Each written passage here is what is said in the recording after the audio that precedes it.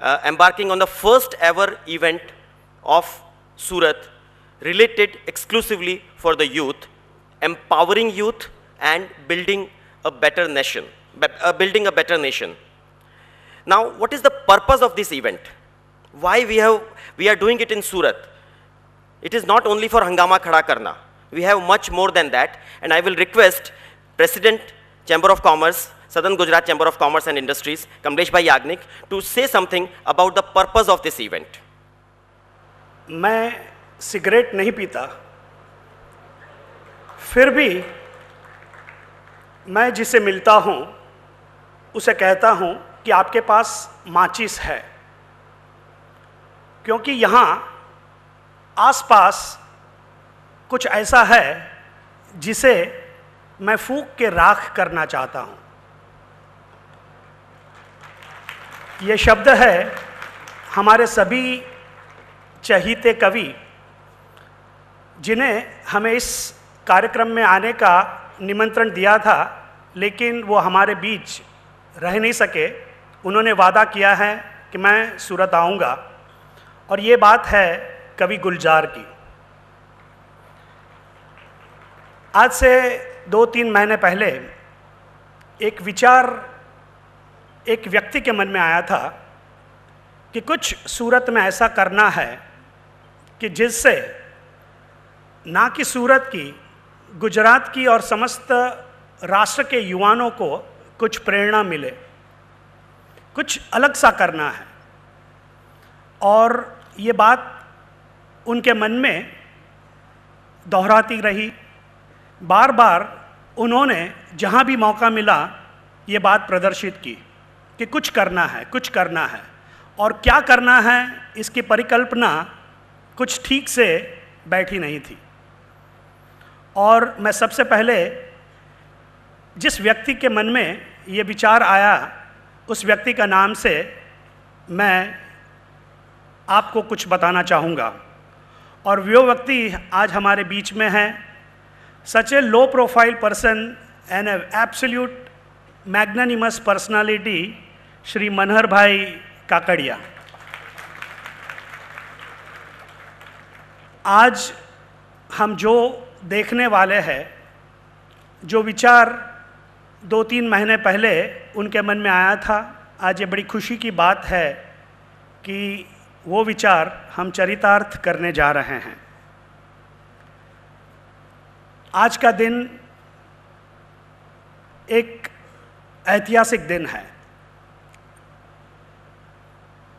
Valentine day 1931, ब्रिटिशरों ने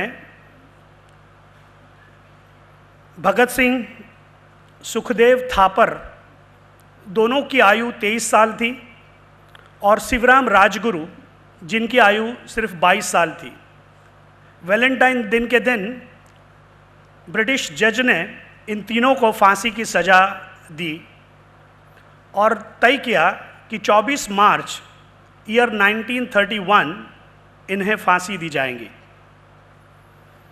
और उन्होंने पता चला कि 24 मार्च को हम फांसी देंगे तो कुछ गड़बड़ होगी। चंद्रशेखर जी, उन्होंने 23 मार्च को एक ऐसे लिखा, वो हम सभी युवा पीढ़ी के लिए बहुत ज़रूरी है कि हम उसे पढ़ें और जानें। और ऐसे जो लिखा है, जो निबंध है, वो जो उन्होंने लिखा है वो है why I am an atheist.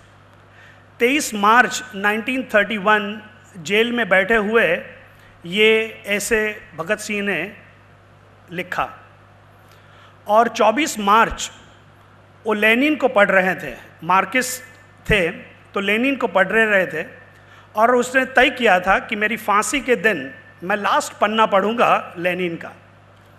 और जब ब्रिटिशरों ने उसे कहा कि आपकी फाइनल विश क्या है, आपकी अंतिम इच्छा क्या है, तो उन्होंने कहा कि आप चंद घंटे मेरी फांसी को रुक दीजिए, मुझे लेनिन पढ़ना है। ऐसे व्यक्ति आज उनकी पुण्यतिथि है, तो यही दिन हमें चुनना था, क्योंकि युवा पीढ़ी के लिए 23 मार्च से ज़्यादा और कोई दिन हो ही नहीं सकता।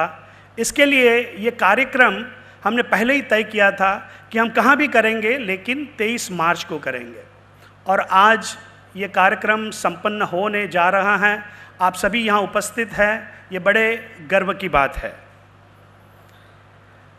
ये राष्ट्र निर्माण की भूमिका हमें सभी को निभानी है और इसीलिए एक एक्शन एजेंडा, आज जो हमारे बीच में 6 स्पीकर्स हैं, अलग अलग व्यक्तित्व हैं, अलग अलग उनका योगदान है।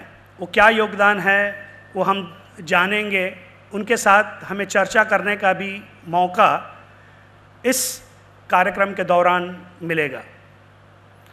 यही हमारी कामना थी। उसी के लिए हमारी यूनिवर्सिटी दक्षेश भाई के साथ में इस बारे में बात की, तो दक्षेश भाई ने एकदम सहर्ष ये आमंत्रण का स्वीकार किया।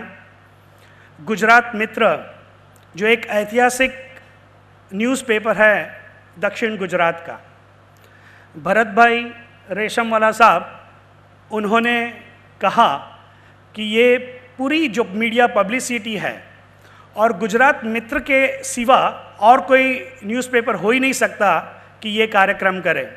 और आज ये कार्यक्रम संपन्न होने जा रहा है। उसके अंदर university, chamber of commerce, Gujarat Mitra और कई जो हमारे मित्र हैं उन सभी का सहयोग है।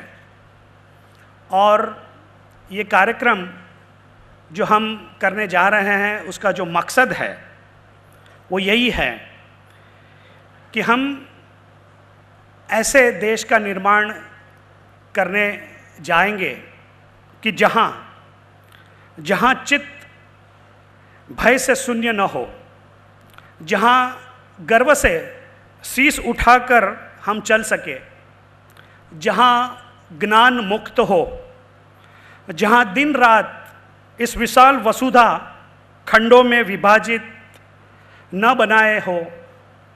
हे ईश्वर, उस स्वतंत्र स्वर्ग से इस सोते हुए भारत को हम जगाए। चलो साथ मिलकर राष्ट्र का निर्माण करें। धन्यवाद।